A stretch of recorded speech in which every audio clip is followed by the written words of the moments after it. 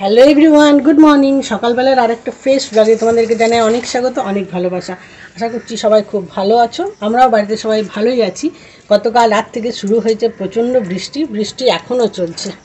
দেখবে, এই দেখো সমস্ত ভিজে এগুলো। তো বৃষ্টি এখনও চলছে, বৃষ্টি এখনও থামার নাম নেই। অল্প বিস্তর হচ্ছে, আকাশ পরিষ্কারও হচ্ছে, আবার মাঝে মাঝে মেঘও লেগে যাচ্ছে। এই যে এদিকে পরিষ্কার হচ্ছে, আবার মেঘ লেগে যাচ্ছে। তো সকালবেলা উঠে প্রত্যেকটা বাড়ির গৃহিণীর যে সমস্ত কাজকর্ম হয় সেগুলো সব শুরু হয়ে গেছে। আমার মেয়ে চলে গিয়েছে পড়তে, আর সকাল থেকে না মানে একটু লেজি ভাব হচ্ছে আজকে। তো সেটা হলেও কোনো কিছু করার উপায় নেই, কারণ বাড়ির সমস্ত কাজকর্ম করতেই হবে। আর রান্নাঘরে গিয়ে রান্না করব। আমার মেয়ে আজকে বলেছে স্কুল যাবে না, আজকে শনিবারে ওর একটু মানে স্কুল যেতে চাইছে না, কারণ সোমবার থেকে আমার মেয়ের পরীক্ষা শুরু হচ্ছে। আমার মেয়ের পরীক্ষার রুটিন দেওয়া হয়ে গেছে। তো সেই জন্য আমার মেয়ে আজকে স্কুল যাবে না, বাড়িতেই থাকবে। আর আমার হাজব্যান্ড তো এবার মর্নিং স্কুল, তো সকালে স্কুল চলে গিয়েছে। আর আমি এখন যাব রান্নাঘরে, রান্নাঘরটা কিছুটা ক্লিন করব।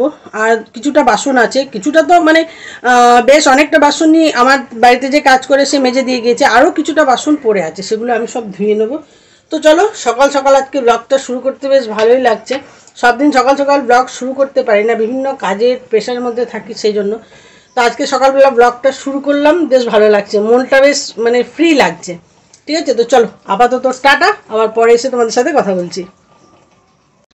দেখো, আজকে দুপুরে খাবারের মেনু নিয়ে চললাম তোমাদের সাথে। আমার নিজের খাবারটাও বেড়ে নিয়েছি।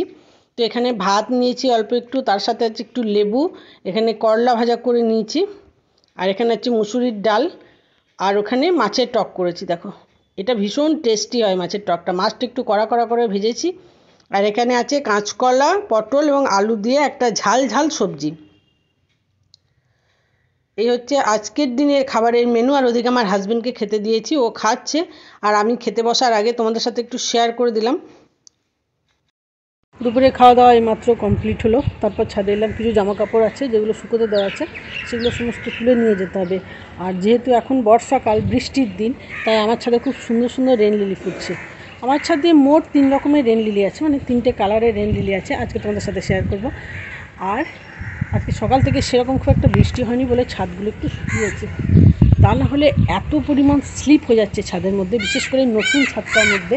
আর চারিদিকে জল জমে জমে না মানে ছাদটা পুরো শ্যাওলা শ্যাওলা হয়ে যাচ্ছে।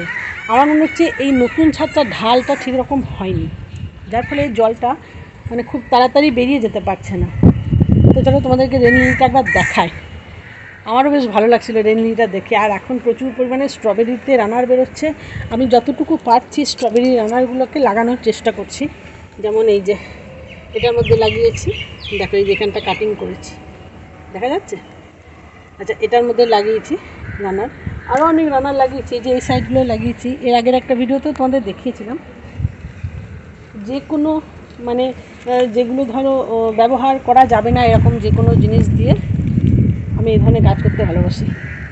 আর স্ট্রবেরি গাছ করতে খুব একটা বেশি জায়গার তো প্রয়োজন হয় না। ও বাবা, দেখতে দেখতে ঝিরঝির করে বৃষ্টিও শুরু হয়ে গেল। এই যে দেখো, এখানে একটা রানার থেকে গাছ করতে দিয়েছি। চলো তোমাদেরকে রেন লিলিটা একবার দেখাই, বেশ ভালো লাগছে রেন লিলিটা কিন্তু। এটা হচ্ছে সাদা রেন লিলি, এটা কিন্তু সাইজ একটু বড় হয়। এই যে দেখো, আজকে 2টো ফুল ফুটেছে, আর অনেকগুলো কুড়িও আছে এর মধ্যে। এই যে এখানে একটা, তারপর ওই যে পিছন দিকে কুড়ি আছে, 3খানা কুড়ি আছে মোট। এটা হচ্ছে সাদা রেন লিলি। আর নেক্সট যে 2টো রেন লিলি, চলো এই দিক দিয়ে তোমাদের দেখিয়ে দিই। এখানে একটা হলুদ রেন লিলি ফুটেছে, কখনো হয়তো কোনো বীজ পড়ে গেছিলো, তো সেই বীজ থেকে গাছ হয়েছে, হলুদ লিলি একটা ফুটেছে। এই যে দেখো, আর এই যে এদিকে আছে হলুদ রেন লিলি। এই যে এখানে আছে, আর দেখো এই দিকটাতে আছে। যেহেতু এখন তো মানে অনেকটাই সময় পেরিয়ে গিয়েছে, প্রায় 3টে বাজতে যায়, তো সেই জন্য এগুলো সমস্ত কেমন একটা হয়ে গেছে। সকালবেলায় বেশ সুন্দর থাকে এগুলো। আর আছে পিঙ্ক কালার, চলো সেটাও একটু দেখাই।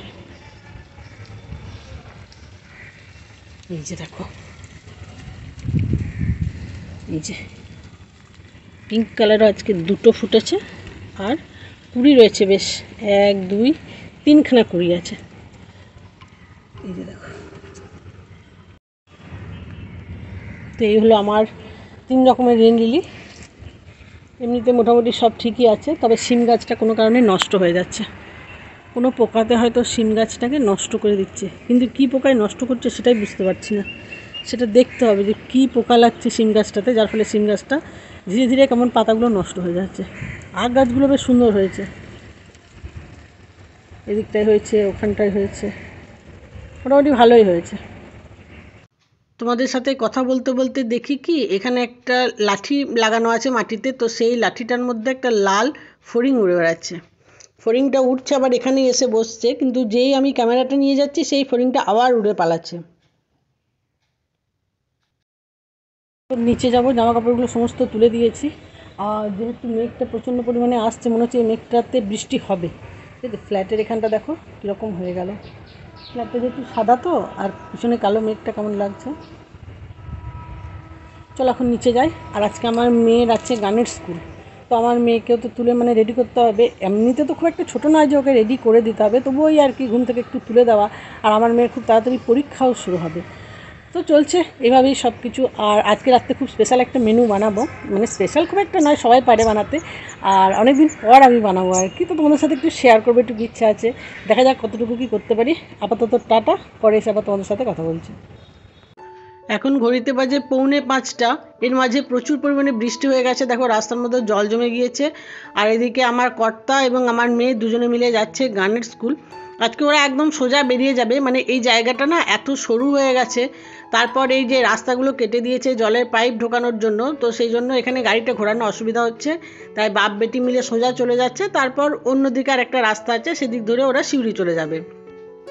আর আমি এখন যাব বাড়ির ভিতরে, আমার বাড়ির ভিতরে বেশ কিছু কাজ আছে, সেগুলো করে আসি। আর দেখো বন্ধুরা, এখন হচ্ছে সন্ধ্যাবেলা, তো রাত্রে খাবার বানাবো বলে চলে এসেছি। তোমাদের তো বলেছিলাম, এখানে দেখো সমস্ত রকম সবজি ফ্রাই করছি। একটু আলু আছে, পেঁয়াজ, গাজর, বিনস, ক্যাপসিকাম সব কিছু কেটে নিয়েছি। তারপর এদিকে একটা কড়াইয়ের মধ্যে সেগুলোকে ভাজতে দিয়েছি, অল্প একটু লবণ দিয়েছি, তবে হলুদ দিইনি। আর এখানে একটা কড়াইয়ের মধ্যে জল বসিয়েছি। তোমরা হয়তো বুঝতে পারছো আজকে কি বানাবো। তো এই দেখো, এখানে কিছুটা চাউমিন নিয়েছি, আজকে রাত্রে এগ চাউমিন হবে। এগ চাউমিন আমাদের বাড়িতে সবাই পছন্দ করে, এখানে ডিমটাও এনে রাখা আছে। তো শাশুড়ি মা বলেছিলেন যে আজকে রাত্রে একটু এগ চাউমিন করতে, তো সেজন্য এগ চাউমিনই বানাবো। আর বাইরেটা কীরকম অন্ধকার দেখো, একদম কালো ঘুরঘুটে অন্ধকার, তার উপরে প্রচুর পরিমাণে বৃষ্টিও হয়েছে, ঠান্ডা ঠান্ডা হাওয়াও দিচ্ছে। কড়াইয়ের জলটা আমার ফুটে গেছে, তো এই জলটার মধ্যে চাউমিনগুলো দিয়ে দেব। তো দেখো, এখানে একটা থালার মধ্যে না আমি চাউমিনগুলো ভেঙে রেখেছি, তার আগে জলের মধ্যে দিয়ে দিলাম একটু তেল।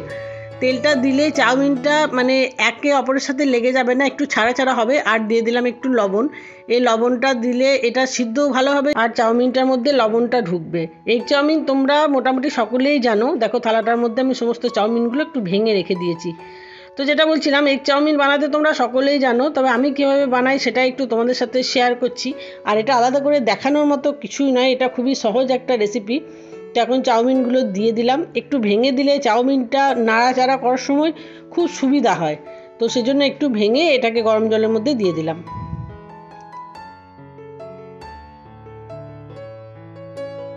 একটা সাইডে চাউমিনটাকে একটু সিদ্ধ হওয়ার জন্য রেখে দিলাম, আর অন্যদিকে কড়াইটার মধ্যে দেখি চলো যে ভাজাটা বসিয়েছিলাম সে ভাজাটা মোটামুটি কতটা হয়েছে।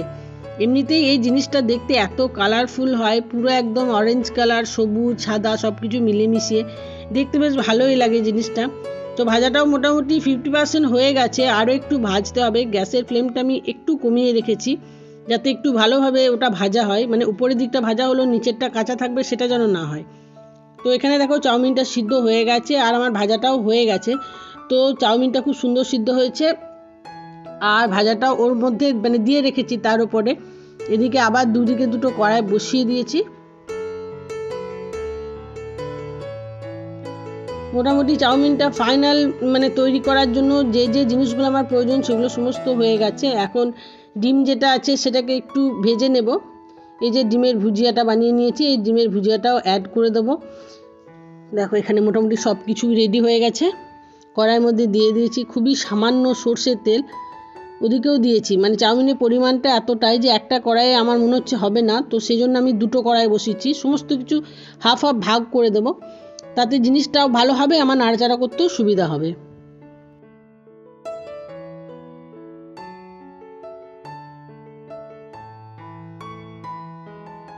এখানে দেখো কড়াইয়ের মধ্যে চাউমিনটা দিয়ে দিয়েছি দুদিকেই, আর এখানে 3 রকম সস অ্যাড করেছি, যেমন সয়া সস, চিলি সস এবং রেড চিলি সস, ও তার উপরে টমেটো সসও অ্যাড করেছি, সেটা তোমাদের বলতে ভুলে গিয়েছিলাম। আর দিয়েছি সামান্য ম্যাগি মশলা, ঠিক আছে, অল্প একটু লবণ দিয়েছি। আমি কোনো রকম হলুদ ব্যবহার করিনি। আর যে ভাজাটা করেছিলাম সেটা দিয়েছি, আর তার সাথে ডিমের ভুজিয়াটা দিয়েছি। দুটো কড়াই মোটামুটি সমান সমান দিয়ে দিয়েছি। তারপর এখন এটাকে সুন্দরভাবে নাড়তে হবে, গ্যাসের ফ্লেমটা একটু কমিয়ে। আর এদিকে দেখো কী কী সস দিয়েছি, তোমাদের জন্য একটু শেয়ার করে দিলাম।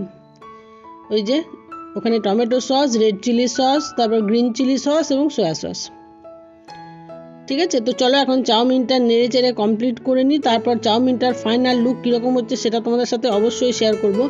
আর আমি যেমন বললাম যে গ্যাসের ফ্লেমটা আমি এই সময় একটু কমিয়ে রেখেছি, কারণ যদি ফ্লেমটা বাড়িয়ে দিই তাহলে চাউমিনটা নিচের দিকটা ধরে যাবে আর উপরের দিকটা মানে হবে না ঠিকঠাক। তো সেই জন্য গ্যাসের ফ্লেমটা কমিয়ে আমি একটু চাউমিনটা নেড়ে নিচ্ছি।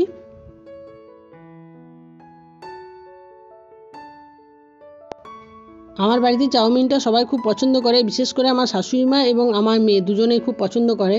আর আমি দেখো এক হাতে মোবাইলটায় ক্যামেরা করছি আর এক হাতে আমি চাউমিনটা নাড়াচ্ছি, তো বেশ এই সময় আমার ভয় ভয় লাগছে, মানে খুব রিস্ক মনে হচ্ছে। ঠিক আছে, তো এইদিকে কড়াইয়ের চাউমিনটা একটু নাড়াচাড়া করে দিলাম। আর অন্য গ্যাসে আমার আর একটা কড়াইও বসানো আছে, তো সেটার মধ্যেও সমস্ত কিছু দেওয়া আছে, সেটাকেও একটু নাড়াচাড়া করে দেবো। তবে আমার যতদূর মনে হলো যে একটা কড়াইয়ের মধ্যে হয়তো হয়ে যেত, আমি একটু ভুলই করলাম এখানে দুটো কড়াই লাগিয়ে। এই যে দেখো এটার মধ্যেও কিছুটা চাউমিন তুলে দিয়েছিলাম, তো সেটাকেও একটু নাড়াচাড়া করছি। তো এটা একটু নাড়তে দেরি হয়ে যাওয়ার জন্য না তলার দিকটা একটু ভাজা ভাজা হয়ে গেছে। যদিও গ্যাসটা আমার কমানো ছিল, তাও তলার দিকটা একটু ভাজা ভাজা হয়ে গেছে। যদিও এতে খুব একটা সমস্যা হবে না, জিনিসটা বেশ সুন্দরই হয়েছে। তো চলো এই চাউমিনের ফাইনাল লুকটা তোমাদের সাথে শেয়ার করি।